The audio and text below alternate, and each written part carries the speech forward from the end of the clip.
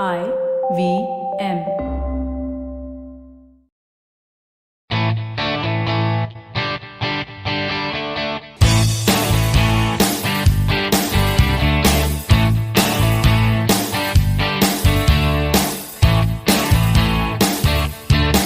Hello and welcome to a brand new episode of the Musafir Stories, India's very own travel podcast, where each week we discuss the story of travelers in their own words and relive their experiences with you, our listeners. Hey guys, welcome to a brand new episode of the Musafir Stories. Hope you all are well and keeping safe. Returning to the podcast today, we have Surya Raju, who blogs at travelrope.com. Surya was our very first guest on the podcast when we started 5 years ago. Let's hop onto the episode and find out where Surya is taking us this time. So, with that introduction, we'd love to welcome back Surya Raju, an avid traveler, a blogger, and now also podcast host with Travel Rope. You inspire me. Surya, thank you so much for coming back to the Musafir Stories. So delighted to have you. Hello, Seth. Very, very glad to meet you again. And I'm so excited to be talking to Musafir Stories again. It's been a long while. I don't know why you took so long to, talk to me again. Right?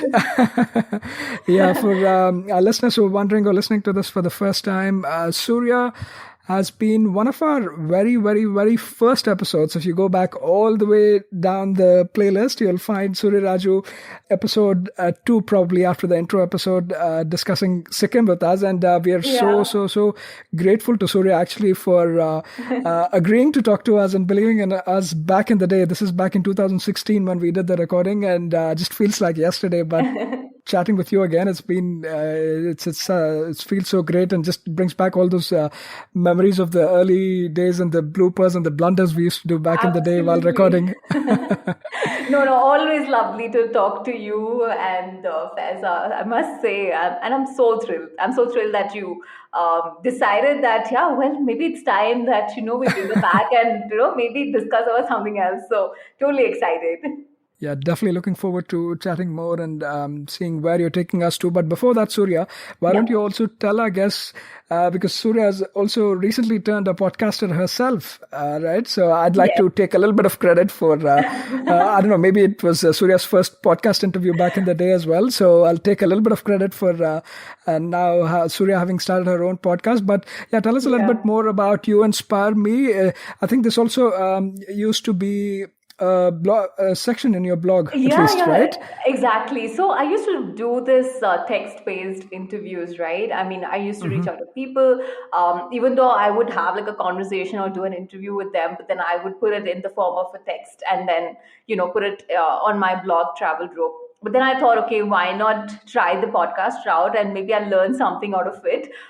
It's just that interest of, just knowing what really motivates people, what are their stories, what is it that inspires them the most, right? I mean, these are the kind of people who've been doing some exceptional and incredible work, right? Be it in any walk of life. So I think that's where it all started. And, thankfully I finished like season 1 with 10 episodes, like great set of guests. So I'm very happy with the way it turned out for season 1. So I will kickstart season 2 very soon, I should say. Just prepping for it. So very excited, to showcase the next set of guests on season 2. Yeah, definitely. And we will make sure to link the podcast as well in our show notes so listeners can check out the podcast. Definitely go and give it a try. I would say some great interviews. I started off with somebody I've already followed the work of, Padma Priya, right, from Suno, India.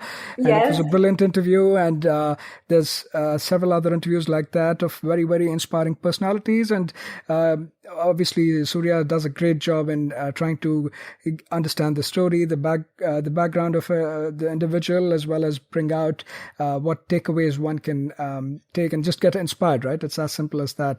So thank you so much, Surya, for sharing that. We'll make sure to include that in the show notes so listeners can try out the podcast too, and eagerly looking forward for season 2 as well. Thank you, Seth. Yeah, but today, Surya, we have kind of snatched you away a little bit away from your own podcast to come be a guest here, sit back in the guest seat from seat of an interviewer from the Right. host seat to try and ask you where you're taking us to today. Back, I think, back in 2016 when we spoke, you took us to the mountains with Sikkim and gave us a Right. beautiful insight into the wonderful place that Sikkim is. But where are Yes. you taking us to today? So it's going to be back to the mountains, as Okay. always is the case with me, either mountains or jungle. Right, so I think that's the order that you will have with me, either mountains or jungle. So today again, I'm going to take you all back to mountains. It's going to be a trek experience. Okay. My very first trek. I had never done this before, and I thought, okay, why not try it? Because as always, I was thinking, okay, well, it's December. Where do I head? I need to be in like some snow-capped mountain somewhere, see snow somewhere, right?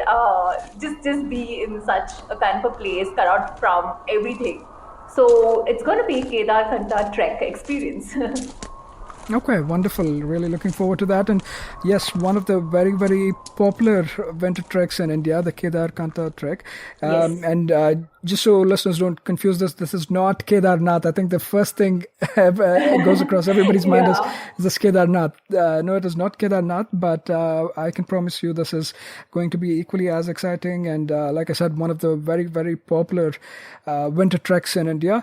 Now, just in terms of the level of difficulty of this trek, how would you rate that, Surya, especially Yeah. given that you're saying that this was also one of your first treks?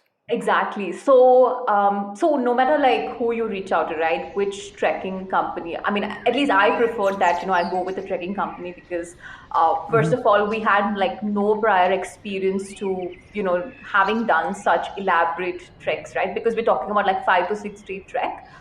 These are not like trails that you can go and do, not like a hike as Right. such, which you could sort of do it on your own. So I wanted to make sure that like we're safe and we're doing the right thing, all of those precautions in place, right? So we did go with like a trekking company to, help us take through the entire trek, guide us properly, and make sure that we are taking care of our medical health, the checkups, and everything. That all those things need to be in place, right? So they will all put it out as an easy to moderate trek, no matter which trekking company website that you will take a look at, or even you contact them.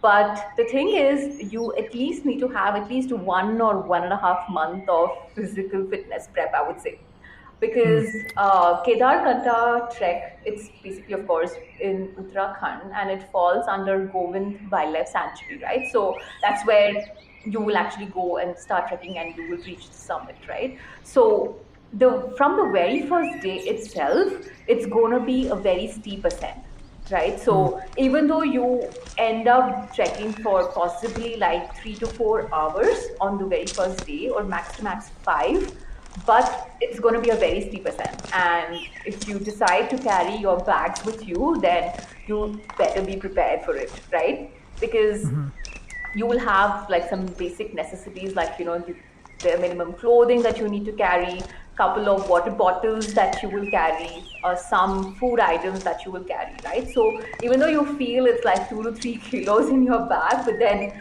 with your walking, with the climb and everything, it's just going to be very strenuous. So even though it says easy to moderate, I would still say that you really, really have to have some kind of fitness level, right? Otherwise, it's not going to be easy. We did see a lot of people struggle like anything, Yeah. especially on the first day. Yeah, so I think that's something to take care of. Yeah, definitely that isn't like a walk in the park that you can just show up and No, go on it. Yeah, definitely needs some preparation and prepping your body as well, like in the form of starting workouts and probably be exactly. ready for it at least a month and a half in advance, like Surya is mentioning. And in terms of the company itself that you traveled with, that you did the trek with, how was the support and like what kind of assistance do you get? Do you still have to carry all of your luggage yourself, or are there porters traveling with you who help out? Yeah. Is there an option for that at all, or how is it? Right. Right. So what happens is either you can carry the luggage with you or whatever the backpack, like one backpack, right? That's the maximum that you can really carry, right? And like I said, keep it as lightweight as it can get. Just the very important stuff needs to be there. But otherwise, the other option that takes place over there are a lot of mules, so which actually carry the backpacks for you, right? So that's one thing which I always sort of debate whether it's the right thing to do or not, because whenever I do see all of these animals again, it's just that kind of a Sure. decision that you need to make, right? Whether that's a thing for you or whether you prefer carrying the backpacks on your own. But then the way it functions over here, at least, is that you do have like a lot of mules, and that's the kind of photos that you get, right? Like people Okay. who do manage the mules to carry the backpacks from one base camp to another base camp, right? So Okay. that's the way it works. Okay. Okay. Sounds good. Just in terms of the elevation of the trek, or how much of an ascent you do, can you share a little bit of Yeah, background yeah, on that too? absolutely. So the summit is actually at 12,500 feet, right? And the duration of the entire trek is about like 5 to 6 days. And I'm actually counting the day when we start from Dehradun as well, right? Okay. So usually what happens is people first land in Dehradun, and from Dehradun, you have to go to a village called as Sankri. So Sankri is about, almost about like 200 kilometers from Dehradun. And if you are going with any trek, who organizes treks and stuff like that, so you could do that, and they will give you like a time for a pickup, and that's usually in the morning, right? Because the Okay. journey is about like 9 to 10 hours, so it's going to be like a very early morning start, maybe around like 6 a.m. or something like that. But then, if you are trying to travel on your own, there are a couple of buses that fly from Dehradun to Sankri, but again, that's again going to be very early in the morning. Think of it like 5 a.m. to 6 a.m., anytime between that. And there are very limited number of buses that actually go from Dehradun to Sankri. So you have to be sort of careful about what time the bus is going to leave and make sure that you don't miss the bus, right? That apart, you can also choose to go in taxis from Dehradun, right? So that's also another option that you could do. But again, like I said, I felt that going with a trek organizing company, I felt that that was more convenient because they sort of take care of everything for you, right from Yeah. arranging for this transport and bringing you back to Dehradun. So it's sort of taken care by them, and you don't really have to worry about these things. Yeah. Especially if you're doing this or a beginner, right? A first-time Yeah, trekker, yeah, it's exactly. better that you don't have to worry about these things in addition to doing the trek as Yeah. well. So certainly something to consider. And at least you know like what it takes, right? I mean, Yeah. my own thing was that first figure out like what does it really take to do all of it, right? And then Yeah. maybe with the next time around, then you could sort of do it on your own. Yeah, I mean, always, obviously, with experience and everything, you could always start doing it by yourself. But Yeah, doing with a group always has its own, a lot of pros. Definitely, it has some cons as well, but a lot of exactly. benefits too, right? You're working with a group, so it's easy to keep up, keep motivated, and obviously interact with a lot of people from different backgrounds you haven't met previously. And certainly, the expertise of like a trek leader with you, right? They'll be able to guide you. So certainly for beginners, it's I think great advice of doing it with a tour company or a trekking company, and there's several of them out there. You just have to look. But yeah, great that you have all of this sorted out. And just in terms of any sort of requirement for, is there any sort of requirement for passes or anything like that, Surya? So To yeah, you have to have a pass because again, like okay, I said, Kedarkantha Trek, it is actually within this Govind Wildlife Sanctuary, right? So right, you do need to have those permits in place.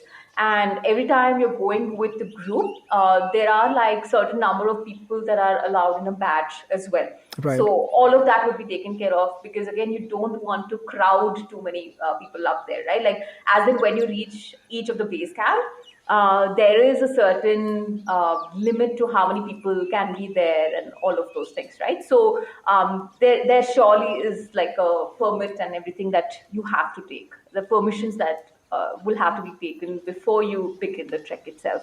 Yep, wonderful. And again, one of the other benefits working with the trekking group is, I think in most cases they do take care of all of this, right? All you have to do is provide your ID, I guess, right? Correct, correct. They'll take care of everything. So they will consider like how much of a fee that you have to pay for it, and whatever ID proofs that you have to submit. So all of that would be taken care of. Yeah, cool. I think in terms of context setting and background, you've given us a lot of good information for anybody to prepare for the trek. Now, eagerly looking forward to jumping into the trek itself. But just before that, wanted to add a couple of tidbits of trivia that I found about the trek too.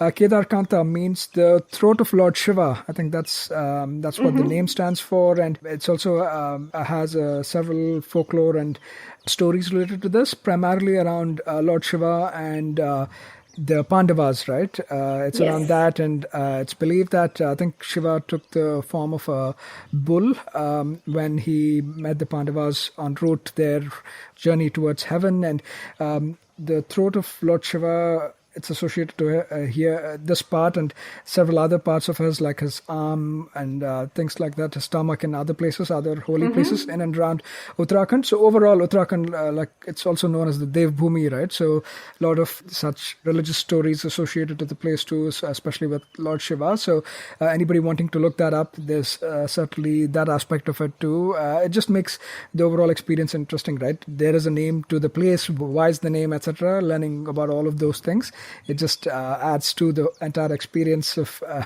doing the trek. That's what I feel. But yeah, certainly some great folklore there to catch up on as well. Now, in terms of your experience starting off, right? You mentioned you started off from Dehradun. Can you talk us through the experience and maybe just start with day one, where how you would begin day one and the experience leading up to the trek? Surya? Right. Yeah, yeah, absolutely. So, like I was saying, so we actually, landed in Dehradun, right? I mean, we thought that, okay, let's take like 1 day break in Dehradun. And usually that's what happens, right? I mean, for people like traveling from remote places, like, because I'm from south of India, right? So for me, getting like, be it like a flight or whatever other means of transport, then you literally reach sometime during the middle of the day or maybe like max to max by evening. So what usually happens is like you have to stay like 1 day in Dehradun, right? Like you need to plan for your accommodation on day one that you land in Dehradun. So again, Dehradun is a beautiful, beautiful place. Nice things to eat as well over there. So even if you can just manage to get a couple of hours in Dehradun, I would say just go ahead and explore. So that's what happened with us as well, where we landed there. We did explore a little bit of, the markets and, some places to eat. All of that happened.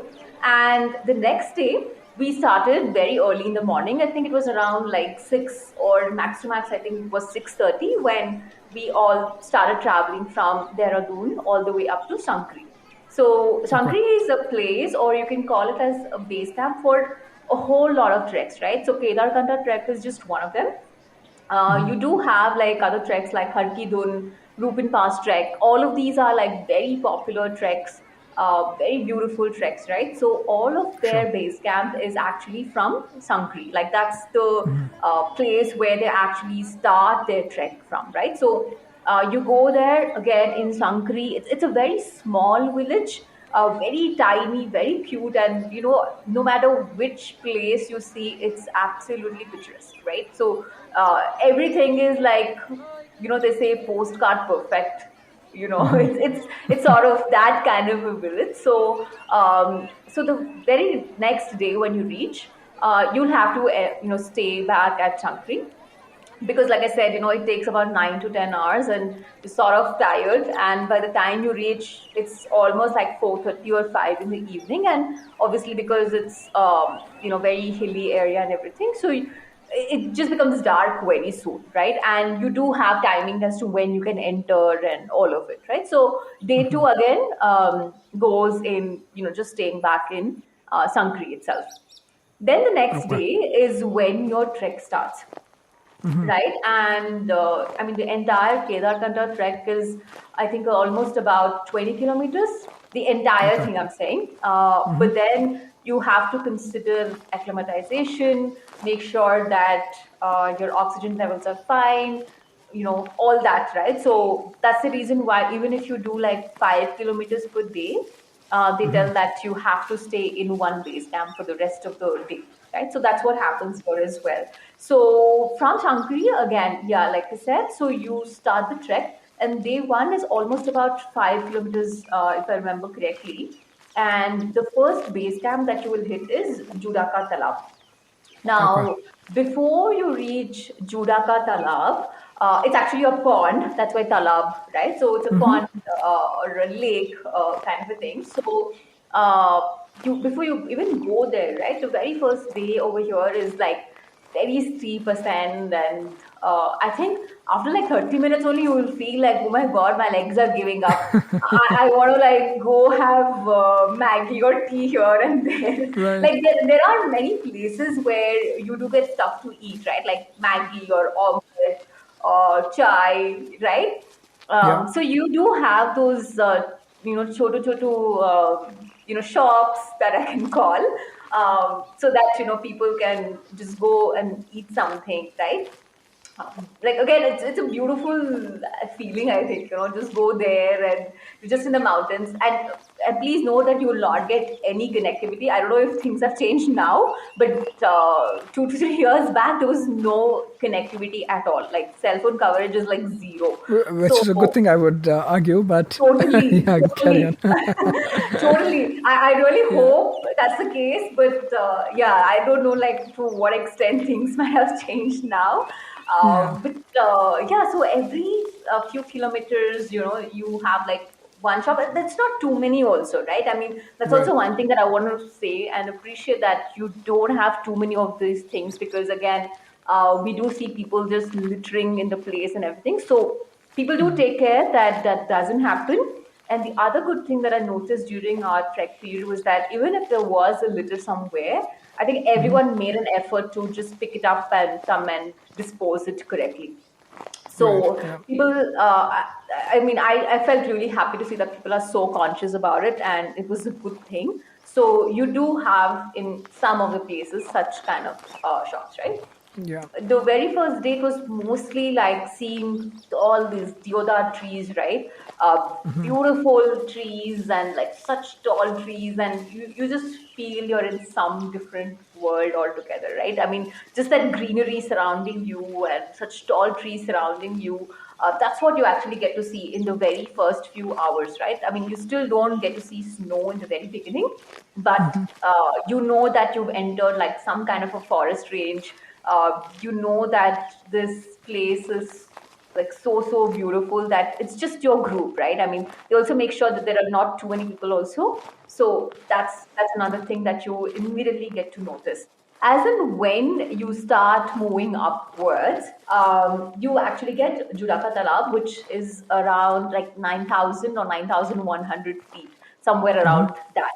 So, as and when you reach Judaka Talab, especially if you're doing like a winter trek, you will start seeing that there's absolutely like snow everywhere. Like there are these deodar trees surrounding, but also you see like a lot of snow around. And then this Judaka Talab is like completely frozen. At least in December when we went, I think there was a very little portion of it that was still not frozen, but otherwise you could not even see the water being there. It's like a winter wonderland, right? I mean, Yeah. literally, I mean, I think especially when you're walking and you're trekking, you don't really feel how cold it is. But the minute you stop walking and the minute you stop, doing all of the physical activity, that's when I think the cold starts hitting you. Yeah. It's already sub-zero temperatures at this point, or Yeah, yeah, how yeah. has it been? It Yeah. it it does get to that. At least when we reached there, I think it was already sometime in the afternoon, I guess. Uh, you can think of it like maybe 2 to 3 degrees. But then as soon as it hits evening, right? Because there's literally nothing else you're doing, right? I mean, there's no network coverage. You literally can't carry anything else because your batteries and everything will just drain out because it's so damn cold out there, right? Yeah. So you have your trek group with you, so you can just play whatever games that you can, like literally without using anything. Right. Just have like a good conversation with people. And the food, oh my God, this is something that I have to tell. I mean, at least the group that I went out with, like, what amazing food. I mean, it was like basic food itself. Like, you have like dal, chawal, and some kind of a sweet and everything. But I have to tell the amount of effort they put in to make those things at that elevation Right. and to make it that delicious, also, right? So, I think that was like something that I thoroughly enjoyed. Like, it's like ghar ka khana type feeling, and you are in like this winter wonderland. Nice group of people. I mean, that's also like, just being lucky that, Yeah.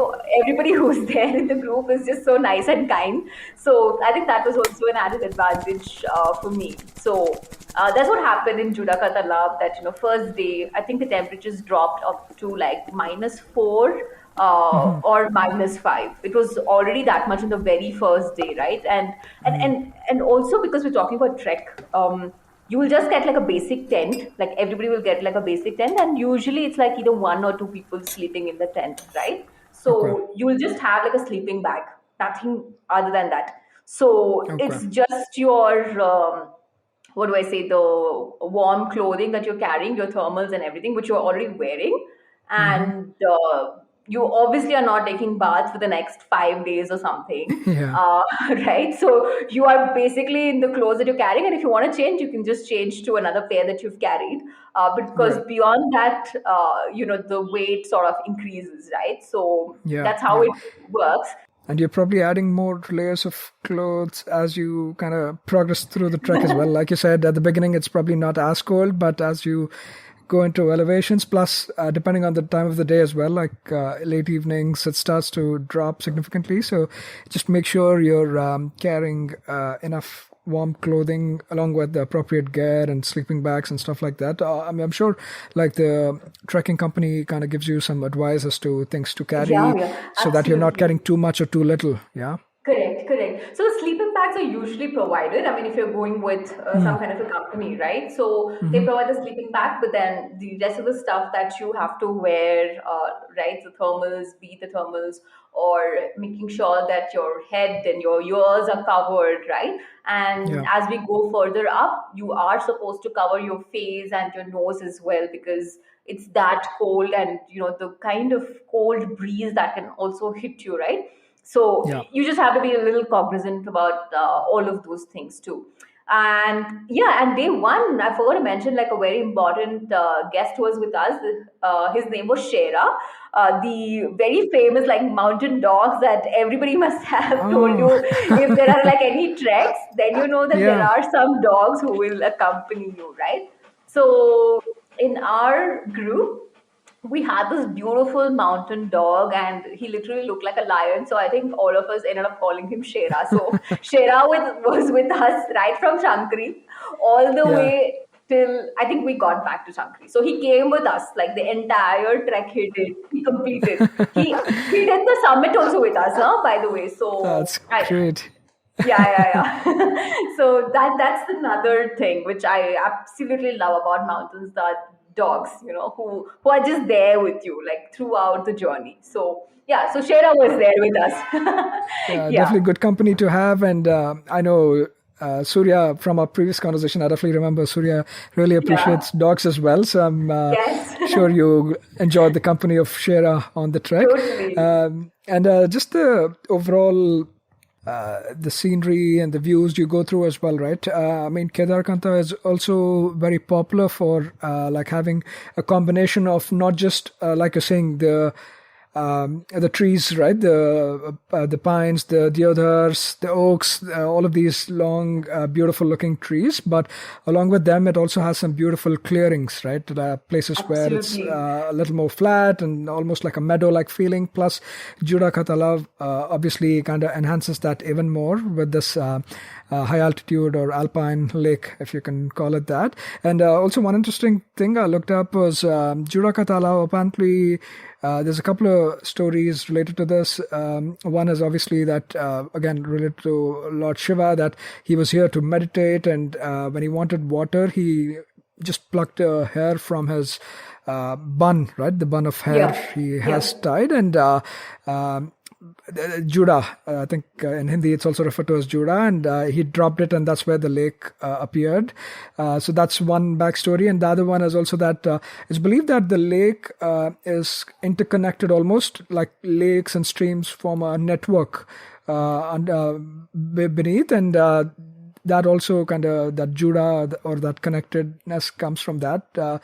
Either way, I think it has some backstory as to how the name goes, and it's good to find that out as well. But it's a beautiful lake, like you said, right? And frozen, It is. especially if you're going at this time, frozen or semi-frozen almost. So something to definitely enjoy, and especially for us, right, coming from the plains or Yes. low-lying areas, things like this, nowadays getting a lake in itself is a great achievement, but over that frozen lake, I think for a lot of us it'll be a first time. But just make sure to not litter, right? One important thing that you called out as well, and obviously people are taking care of this, but it doesn't hurt, and stressing on the fact that please do not litter, because we have seen that a lot of such beautiful treks, just because of the over commercialization and use, they just go into a state of almost disrepair, you can say, with so much littering, that we've seen instances where they've been shut down also, right? These Yeah. treks have been closed. So definitely try and avoid littering and leave the place in better condition, or at least the same condition that you find in, right? So one important thing, and thanks for calling that out as well, Surya.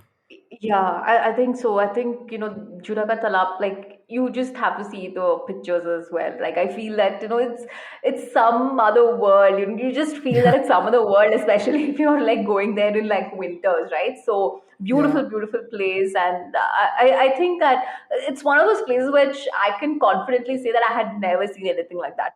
I Hmm. would say second day was considerably easy than the first or the third day for me, right? Because you Okay, still had like a lot of flat places that you had to get to. okay. But then there were also, because now the snow has started, right? You also Hmm. had a lot of places that were like slippery, especially if you have like snow on a stone. You've got to be like very, very Right, careful. Otherwise, you're going to just slip sure. and fall down, right? But yeah, be sure to like fall in like one or two places. That's definitely going to happen, no matter like how careful you are and how much time you take to cross from one place to another. But it will happen, right? I mean, it's anything but obvious. So yeah, but you just have to be a little more careful about these things, right? Wherever there is like some deep snow, it's much easier to go in those places rather than where you find like stone and there is a little bit of snow there, because then it just gets too slippery. Yeah, so day two, I mean, at least in terms of like after Judakatala, next Hmm. day was Kedarkantha base camp itself, right? So Okay, Kedarkantha base camp is around like 11,200 feet, and our summit is at like 12,500 feet. So right. this on the next day we are at 11,200 feet, right? And like I was saying, that this happens because you have to get acclimatized, right? And every single Hmm. day your oxygen levels are checked, right? Because a lot of people have mountain sickness as well, and they're not Hmm. able to like really get to like high elevation in a short period of time, and you're not Sure. supposed to do that as well. So this is to ensure that you are ascending in a limited period, or in a limited manner, right? You're not Yeah. really pushing yourself too hard on it. So that's the reason why you actually end up doing like few kilometers, and the elevation is like gradually done, right? So that's why Kedarkantha base camp is important. So it's mostly like a very fun place, like day two, not Hmm. much of a difficulty. Again, you actually see all of these. You have like a combination of snow, and you have the tall beautiful trees, so that still happens. And there are a lot of like open areas as well as you go through it. Like Hmm. that's the meadow like kind of a feeling Yep. that I got. Then you have some little streams here and there, right? So that's the Hmm. kind of experience that you will get. So again, on Okay. day you reach Kedarkantha base camp. If you're doing like a winter trek, they will teach you how to walk with your spike boots and everything. You have to have your spikes on. So Okay. you do have your trekking boots and everything, but then they will give you the spikes that you can sort of attach to it, right? Yeah. Because what happens is the next day, which will be your summit day, there will be like a lot of places where these spikes are needed, like for you to have like better control over it, right? So that you don't like slip and fall and those kind of things. Yeah. So once you reach Kedarkantha base camp, that's when you sort of try and practice a little bit with it, because especially for beginners, you really wouldn't know how to sort of deal with it, right? Like even putting it on, taking it off, and just how do you walk, right? They always say that, put your heel first and then the rest of your foot. So as simple as those things, right? So that you don't really hurt your ankle, don't pull your muscles. So those are the kind of things that happens like once you reach this base camp. Okay. And the rest of the time, you're just free to just hang around and do whatever that you want, because the views are like absolutely beautiful. So that's a given. And then again, you just fall asleep early on, because the next day you have to again walk for like long distances, and Yeah. especially the very next day, right after the Kedarkantha base camp, that's going to be the longest day, because you will trek around, I think, 9 to 10 kilometers that day. And then the trek actually starts somewhere in the middle of the night, like it could be around like 12:30ish or 1, because the whole idea is to catch the sunrise at the summit. So Yeah. you will sort of begin around like 12 a.m. or 12:30. So you have like an early dinner and you just go to bed for a couple of hours, and then 12 a.m. or 12:30 everybody is ready, and you start the trek. Okay. So yeah, definitely day 3 looks like it's going to be a busy day. So Yes. even from that perspective, it's good that day 2 was much more relaxed and you also got some time to prep. And these are basically from a preparation perspective that you said, these are basically micro spikes that you just put onto your shoes for better grip, right? Correct. Surya, that's the one you're Correct. referring to. That's the Yeah. one. That's one. Yeah, again, given that as you ascend towards the peak, obviously elevation wise and the incline as well will start to increase a little bit, plus a lot of snow. So it is necessary that you have some kind of additional support. So these almost like chains and spikes pulled onto your shoe. That's how it'll be. So you'll definitely need to just prepare that. And it's again one of the other benefits of traveling with a trekking group and a trek lead is that you get proper recommendation and advice as to how to use these things and when to use these things. Yeah, and you have the trek leaders with you, right? I mean, usually a group is given like about 2 to 3 of them, right? Depending on Yeah, the size yeah, of the group that you are part of. And they are the ones who are there ensuring everybody's safety is taken care of, everybody is doing the right thing, making sure that we're all, going together, right? As simple as that, because obviously it's like a forest area and you don't want to get lost, right? So yeah. that's some of the things that they do take care of. But yeah, like I said, this was the day which was like very, very exhausting, right? Because long distances, you have to go to the summit and you have to come back as well, right? So you're doing like a lot of walking and carrying around, right? So it's going to be a little difficult, plus the temperatures as well. So, everything, like it's a combination of like multiple factors, I would say, that happens, right? And like I was saying, we started I think around like 12 a.m. So all of us had to wear like obviously the gear, the clothing gear. So yes, it was there. We had to like cover our face, nose. You had these micro spikes on. Then you have your headlights and the tiny one that, because we're obviously starting it in the middle of the night, right? And Right. they tell that okay, there are some rules that you have to follow like a line and all of those things. So that started, and I think we did the walking, and like I was telling you about this some shops that you get in between, right? So I think there was just one or at the max two that we got on the way to the summit. So again, if you're like feeling very tired in between, you can actually stop and have something somewhere so that you just feel a little energized. And usually you can carry, like, I mean, it is advisable that you carry a thermos with you, right? Because you can always carry like hot water and it will stay hot for some time, and it actually gives you like a lot of relief, right? Hot water as well. So yeah, you can do that. That's one of the things which I felt was like, which was like very, very nice at that point in time, because the temperatures Sure. were like crazy. And Hmm. even a little sip of water, like you always just sip a little bit of water, right? So Yeah. you can continue to do that. So I think for me, I think the initial first few kilometers were okay. And then you reach something called as the shoulder of a mountain, right? Where you know that you just have to go on top, like there's no way back, because Yeah. there's this huge line behind you, right? And just one person doing anything, then you have like so many people who will get that impact, right? Sure. So very similar thing happened for me. Like as soon as I reached that shoulder of this Kedarkantha, this summit that I had to do, right? Um, there was just strong cold winds that were blowing, and it was just so slippery everywhere.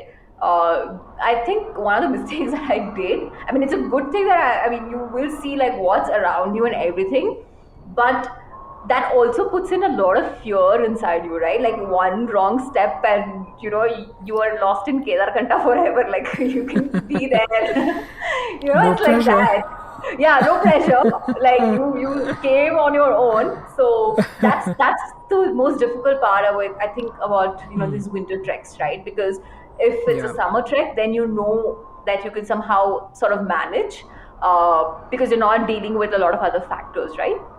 Yeah. But here, that's the thing, right? So you have to be like very, very careful. And even remember telling one of the trek leaders, saying that I want to go back, I quit, I don't think I want to see the summit. I've seen a lot of beautiful things already in these three Yeah. days. I literally don't care about submitting and everything. It's fine. Right? So, and then I realized, and I see back this, like, where do I go, right? Even if I want to go Yeah. back, there's literally no way to go back other Yeah. than, just somehow, these people have to cross me and go, or I have to wait in some, little, Yeah. tiny portion in that mountain. It's just crazy, right? And you have this Yeah. strong cold winds blowing and everything. And I think I just felt like, what do I say? Like deep gratitude for everything at that point in time, saying that I don't know why I put myself into this. Although people say this is an easy trek and everything, but me as a Sure. first timer, I think I was just so like nervous and scared that I just wanted to quit and go back. But finally, I think the trek leader sort of helped me. He said, okay, no problem, you come, we're all there, so don't worry and stuff. And he had to like sort of be with me for some time. It's more like a moral support thing, that kuch nahi hoga, you're going to be okay, kind of thing, right? So डर के आगे जीत है, Surya. A little bit yeah, of exactly. But at that moment I ups didn't for feel Mountain that. Dew. Yeah, at that Yeah. moment, I don't think I felt that. I was like, oh Yeah. God, I just want to go back somehow. Just tell me the way, I will go back, right? So Yeah. uh, that sort of happened, right? And somehow I just managed to cross that area, and then it was a little comfortable. But again, I'm saying, like, my experience over here, I did take a lot of the trek leaders' help, right? There were a couple of them who had done like multiple treks before, so they were, relatively comfortable with a whole lot of things. But maybe for a beginner, I think there might be some help that is really required, right? So I did take a lot of help from, a lot of these trek leaders to sort of help me get from that kind of a place to, just thinking about, okay, I'm just hardly like few meters away or few kilometers away from the summit, and let me just go and do that, right? So that happened. Finally I reached. I did summit Kedarkantha. So it was, I think it was one of the most beautiful sights, because we reached exactly at sunrise. We could see the sun as well as the moon, like Oh wow. literally, like you Okay. can see sun as well as the moon. And then you also have the other peaks that you can also see from there, right? So that Yeah. was also like just just so wonderful to be able to see. I think it's actually Yamunotri and Gangotri peaks. That once you Yeah, reach the summit, you can see the Yamunotri and Gangotri, and as soon as like you can see the sun rising, you can see that kind of a gleam on a snow-capped mountain, right? sure. It's just a beautiful feeling that you can take in for couple of seconds, maybe couple of minutes max to max, because the day we reached the summit, the temperature was, I think, minus 18 degrees. Oh, wow, So okay. it's not a place where you can hang around for like a long time. You literally cannot take out your gloves or anything, right? You just feel that, okay, Yeah, let me just absorb this, stay in the moment, let me take it in. Photos don't really matter at that point in time, to be very honest. You'll be like, I at least I was like, "Main bach gaye." I'm just seeing all of this. I literally don't care if I have a photo or not. I don't care yeah, if there is a video or not. Glad that I'm safe here, and I just want to go back safely, right? That's yeah. one thing. And you're just so engrossed in that beauty, like honestly, like it's so beautiful that you will feel like nothing else like really matters, right? So that Yeah. couple of minutes, right, 2 to 3 minutes is what max you can be there. Like minus 18 degrees is not something that you can take lightly. Yeah. So that's what you can do there. Yeah, definitely. I mean, it's also like you're mentioning a beautiful view, right? One of the USPs Yeah. of the Kedarkantha Trek is the ability to summit, right? Because in a lot Yes. of other treks, you're usually hitting the base camp, and obviously you're getting great views of other peaks and Yeah. everything. But Yeah. there's always that satisfactory feeling of actually reaching the summit and being at the top of the summit. Obviously, it's a catch 22 that you can't really stay there for too long. You have Yes. so many emotions running through you. There's always the difficulties and the fear that you go through when Yeah. you reach there. But once you are there, it's like seeing that sight, seeing the other beautiful peaks from there. Added to that, the sunrise. In your case, you're also seeing the moon at the same time. So all of that is great. But you also have the winds blowing, the temperature at minus 18. So you can't hang around, like I said, for a long time. Although you would like to, right? You'd like to be there for a long time. You can't really hang around. But I believe Exactly. the other peaks that you see from here, a lot of others, like you mentioned a couple of them, but Nanda Ghunti, Swargarohini, Kala Nag, and then Correct. Rupin Valley and Harki Dun Valley, like those valleys as well, you can see from there. So a marvelous, marvelous view to, yeah, no matter if you take a picture or not, but I'm sure it's always etched in your memory, right? Especially for a first time Absolutely. trek, if you're seeing these views, it's just brilliant. Yeah, totally. Yeah, I think, once that is done, then again, you have to again come back to, Yeah. either your Kedarkantha base camp, or many people, head down towards Hargaon camp as well, right? So you have to again start descending Yeah. from there. So at least what we did was we went back to Kedarkantha base. We just had a lunch there, and then Okay. we headed back to like Hargaon camp, right? So again, you stay there for like a night, and then you start from whatever camp that you're in, you start descending towards Sankri again. So Okay. the path is usually different. The path that you come in, and to the path that you probably will start descending. So that can be totally different, right? So Okay. that's what really happens. And just in terms of now the overall, is it day 4, right? When you make the descent back to Correct, Sankri, correct. Yes. and did you choose to stay at Sankri for the night and then head out the following day, or how was that, So Surya? the way it happened for us, only one day we stayed in one of the base camps after the descent, right? So the very next day, then we descended to Shankri, and the same day we actually left to Dehradun. What people Okay. also do is they take 1 day break in Sankri, and then the next day, sort of day 6, if I consider from day Right. one, so day 6 is when most people leave from Sankri to Dehradun. But if everybody is comfortable doing it on day 5, you can actually come back to Sankri and start your journey towards Dehradun on the same day, right? But then you will reach sometime in the night, but you can actually stay back in Dehradun that night instead of being at Sankri. You will be paying for accommodation in Dehradun. Okay. Okay. Yeah, that makes sense. And also, I read that for those interested, obviously, Sankri is the most popular base camp or the popular route that Surya Exactly. took, but there's a couple of others as well. Kodgaon is another alternative route that you could take that starts off a different base camp, basically like almost starting from your from the western part of the mountain or from the eastern part of the mountain, that kind of a thing. And Gaichawan Gaon.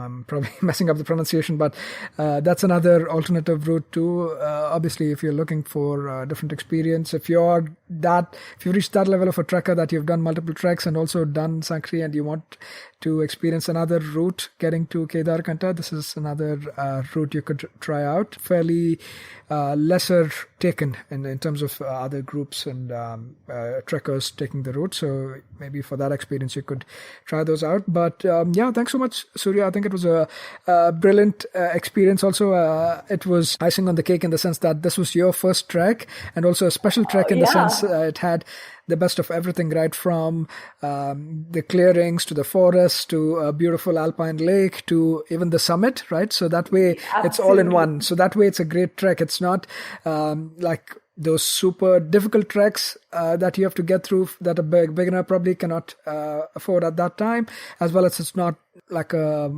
day hike, day trek type of a thing that's like too little to call it a mountain trekking experience, right? So that way, Absolutely. I think it's a real and great trek. Any final thoughts from the trek or advice, Surya, that you'd like to share with listeners? Yeah, so for me, it was like a gamut of emotions. Like I went from being like ecstatic to being so scared to being like, oh God, I just want to give up to, oh God, this is like the most beautiful thing ever. Like multiple times, this was like the most beautiful thing ever, you know? So I think I went through like the entire range of emotions. And I think this was like one of the best possible decisions that I took when it comes in terms of travel, right? Great experience. It was the very first time for me, but I thoroughly enjoyed it. And I thought that, yeah, I can sort of do treks as well and still enjoy it because I wasn't sure like how I would sort of, end up feeling after that, like physically and everything, right? So this I think is like the best that you can start off with. If you really want to enjoy like a nice good trek, then Kedarkantha Trek is the one. That's something that I would recommend based on whatever research that I did at that point in time. But yeah, it was like a beautiful experience for me, and I think if I get a chance to go to Kedarkantha again, I probably will, in spite of whatever else. So I still will, take my pick. Yeah, I mean, it's always about the experience, right? I mean, even if you're doing Totally. it multiple times, it always feels like it's a different experience. So why not? And Yes. definitely for not just for the ascent and the descent and the ups and downs, but also, like you said, for the almost roller coaster of emotions that you go through as well. You can certainly do it for that. And if nothing, Yes. always remember, Dar ke aage jeet hai, right? I wish Mountain Dew was sponsoring this episode, but it is not. So we're giving free publicity to Mountain Dew. But thank you so much, Surya. I think brilliantly captured the whole experience. And yeah, definitely a great beginner's trek as well. I mean, yeah, don't take it too lightly. Like we said at the beginning, it's definitely not a walk in the park, but for a beginner, it can definitely be a great experience, a great winter trek experience that captures so many different things, and even this experience of summiting a mountain, right? And we are so glad and grateful that we could connect again, Surya, having you back on the podcast. And my apologies, our apologies that we took so long to get back to you. So maybe the next time we won't wait for so long. We'll be back to Surya, asking her to come back on another episode very shortly. And in the meantime, definitely don't forget to check out Surya's podcast. Surya, do you want to give a quick shout out about your podcast, how listeners can find it, where to find it, and when you're expecting to be back with season 2? Yeah, so it's called Travel Rope You Inspire Me, and you can find it on almost all podcasting platforms, Apple, Google, you have it on Amazon Music, JioSaavn, Spotify. So do check it out and let me know how you all like it. So thank you so much, Seth. I mean, this has been such a delightful experience, and like I always tell, it's always nice talking to you and Feza. What both of you are doing is just absolutely incredible. So I wish you loads and loads of success with everything that you guys do. Thank you so much again for inviting me. Thank you, Surya. And as I was telling you before as well, Musafir Stories wouldn't be possible without people like you who trusted and gave us your time right at the beginning, back in the day when literally we were just starting out, right? So you inspire me, you inspire us. So thank you so much for coming back and sharing your experience with us again, Surya. Thank you. Thank you, Seth. Take care.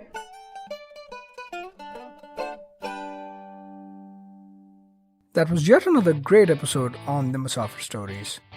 Make sure to show us some love by sharing the podcast with your friends and family. We are on Instagram and Twitter at Musafir Stories. If you like this podcast, don't forget to check out other interesting podcasts on the IVM network. You can listen to us on the IVM podcast app or the website. Follow us on our social media. We are at IVM Podcasts on Twitter and Instagram.